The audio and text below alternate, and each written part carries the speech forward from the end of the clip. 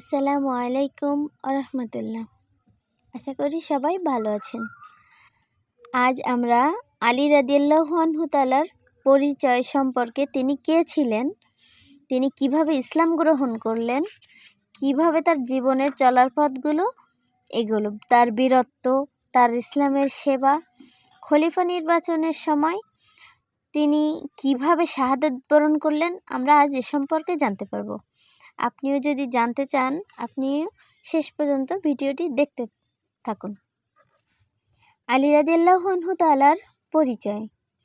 আলী রাদিয়াল্লাহু আনহু ছিলেন ইসলামের চতুর্থ খলিফা। তিনি 600 সালে মক্কার কুরাইশ বংশের বিখ্যাত হাশেমি গোত্রে জন্মগ্রহণ করেন। তার ডাকনাম ছিল আবু তোরাব ও আবুল হাসান। পিতার নাম আবু তালিব ইবনে মুতালিব, মাতার নাম ফাতেমা বিনতে আসাদ। তিনি নবীজির চাচাতো ভাই। ইসলাম গ্রহণ করার সময়কাল। মুহাম্মদ সাল্লাল্লাহু আলাইহি ওয়াসাল্লামের চাচা আবু তালিবের আর্থিক অবস্থা খুব একটা ভালো ছিল না, তাই শিশু বয়স হতেই আলী রাদিয়াল্লাহু আনহু নবীজির সঙ্গে থাকতেন। তিনি রাদিয়াল্লাহু আনহু বয়স যখন 10 বছর, তখন নবীজি নবুয়ত লাভ করেন। খাদিজা রাদিয়াল্লাহু আনহু ও নবীজিকে আলী রাদিয়াল্লাহু আনহু নামাজ পড়তে দেখলেন। আলী রাদিয়াল্লাহু আনহু জিজ্ঞেস করলেন, আপনারা কি করছেন? উত্তরে মুহাম্মদ সাল্লাল্লাহু আলাইহি ওয়াসাল্লাম বললেন, এটা আল্লাহর দিন। খাদিজা রাদিয়াল্লাহু আনহু বললেন, তোমাকেও আমরা সেই দায়িত্ব দিচ্ছি। তখনই তিনি ইসলামের প্রতি উদ্বুদ্ধ হন এবং কালেমা পাঠ করে মুসলমান হন। আলী রাদিয়াল্লাহু আনহু বলেন, সর্বপ্রথম যুবক যিনি কম বয়সেই ইসলাম গ্রহণ করেন। ইসলামের সেবা। ইসলাম কবুল করেই তিনি প্রথম প্রচার ও প্রতিষ্ঠা আত্মসংযোগ করেন। অর্থ দিয়ে না হলেও তিনি জ্ঞান ও সাহসের সাহায্যে ইসলামের আলো ছড়িয়ে দেওয়ার চেষ্টা করেন। তিনি বরাবর কুরাইশদের অমানসিক নির্যাতনেরও শিকার হন। আলী রাদিয়াল্লাহু আনহু দ্বীন প্রচারের ক্ষেত্রে নবীজিকে সর্বদা সাহায্য করতেন।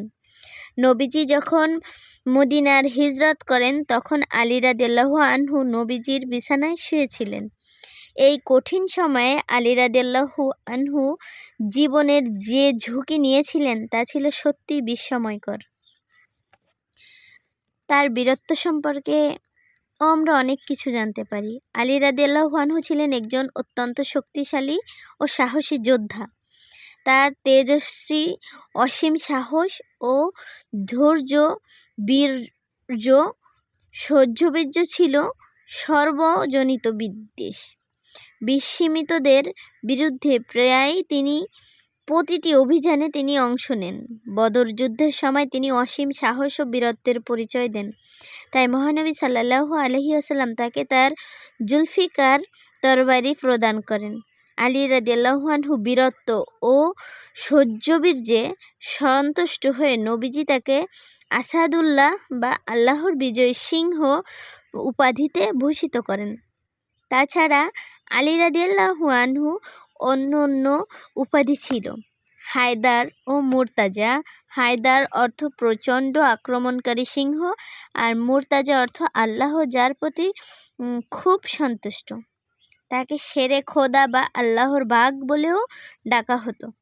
মক্কা বিজয়ের সময় মুসলিম বাহিনীর পতাকা আলী রাদিয়াল্লাহু আনহুর হাতেই শোভা পাচ্ছিল। খলিফা নির্বাচন আলী রাদিয়াল্লাহু আনহু আবু বকর ও উমর রাদিয়াল্লাহু আনহু শাসনের মন্ত্রীর দায়িত্ব পালন করেন, কখনো বা তিনি উপদেষ্টার দায়িত্বও পালন করেন। উসমান রাদিয়াল্লাহু আনহু তাআলার শাসনামলেও তিনি বীরের রাষ্ট্রীয় প্রধানের খলিফাকে পরামর্শও দিতেন। উসমান রাদিয়াল্লাহু আনহু ইন্তেকাল করলেন হিজরি 35 সালে। আলী রাদিয়াল্লাহু আনহু খেলাফত লাভ করেন। তার খেলাফত সমাপ্ত হয় 35 হিজরি সালে। তিনি 10 বছর 8 মাস 17 দিন খেলাফতের দায়িত্ব সুচারুভাবে পালন করেন। অনারম্ভ জীবন।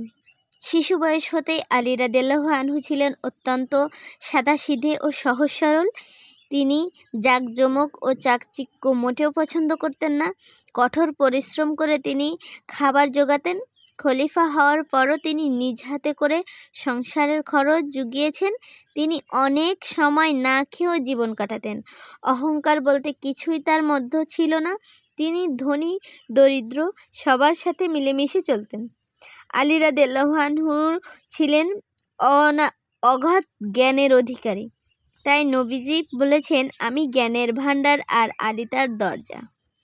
আলী রাদিয়াল্লাহু আনহু ছিলেন একাধারে কবি, বৈষয়িকমকর, সাহিত্যিক ও ন্যায় শাস্ত্রবিদ। কোরআন, হাদিস, দর্শন, আইন শাস্ত্র প্রভৃতিতে তিনি প্রজ্ঞার বুদ্ধিপত্তি অর্জন করেন। তিনি 568টি হাদিস বর্ণনা করেছেন।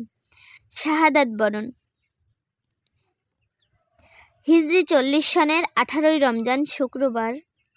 সেদিন আলী রাদিয়াল্লাহু আনহু ফজর নামাজ পড়তে মসজিদে যাচ্ছিলেন। যাবার পথে আলী রাদিয়াল্লাহু আনহু আক্রমণের শিকার হন। আব্দুর রহমান বিন মুলজিম নামক এক খারেজি আঘাত করল। তলোয়ারের আঘাতে তাকে খতম করে 3 দিন পর তিনি শাহাদাত বরণ করেন। মৃত্যুকালে তার বয়স হয়েছিল 63 বছর। তার জ্যেষ্ঠ পুত্র হাসান রাদিয়াল্লাহু আনহু পিতার জানাজার নামাজকে ইমামতি করেন। কুফার নামাজে মসজিদের পাশে তাকে দাফন করা হয়। আজ এখানে শেষ করলাম। আগামী পর্ব বা আগামী ভিডিওতে আরও ভালো কিছু আসতে চলছে। যদি দেখতে ইচ্ছুক থাকেন সাবস্ক্রাইব করুন। আল্লাহ হাফেজ, আলবিদা।